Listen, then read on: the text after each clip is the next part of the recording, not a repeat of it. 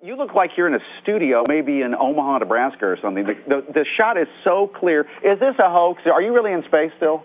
Is this a hoax? Are you really in space still? See the hair? I don't know. We're going to have to do something for you. Yeah.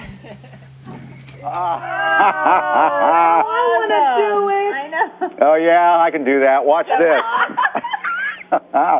Can everybody float around for us? That was really cool, Chris. Look at her. So cool. Look at her. So cool. I think Sandy's hair is pretty much a dead giveaway. I think Sandy's hair is pretty much a dead giveaway. The ISS is the worst NASA production to date, bar none. It is a sloppy, illogical, has massive technical issues and even larger plot holes.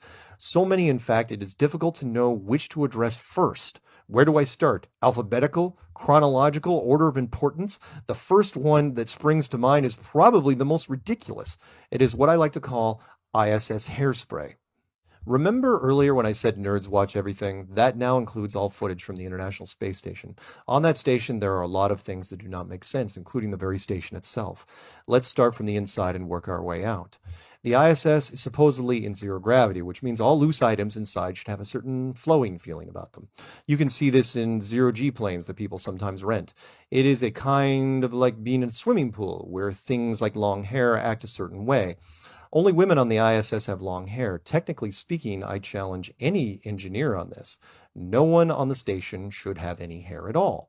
It does not make sense. Hair of any length would break off and quickly clog the air filters. It would get everywhere. There is a reason why public swimming pools require shower caps, yet NASA lets it slide. I will too, in order to move to a bigger issue that stemmed from this slide. Now that long hair is allowed on the ISS, you have to deal with the zero gravity issue visually. In true zero-G, long hair flows like it was in water. You can see this in zero-G plane footage. Hair flows naturally to and fro and is expected. This is not the case with the ISS. The women's hair almost invariably stands straight up, like the Bride of Frankenstein. I know that reference dates me. I'm older. Their hair is literally permed, or at the very least sprayed to death. This is what I like to call a production risk. It is unnecessary and reckless. If you are staging a zero-G scene, there are a number of ways to visually deal with hair. You can pull the hair back into a ponytail. You can wear a cool NASA hat, or any other logo you would like to endorse. As mentioned above, you could make short hair mandatory for both sexes. The last thing you should do is set the hair in place. It never looks natural. Yes, it can be done to add a cheap zero-G effect, but you do not have to do it because the public already believes you are in near-Earth orbit.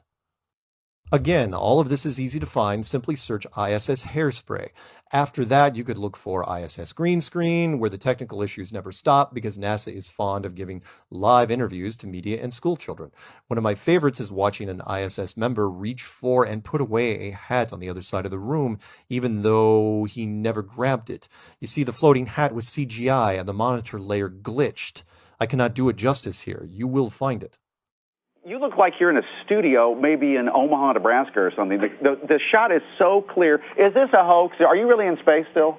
I think Sandy's hair is pretty much a dead giveaway.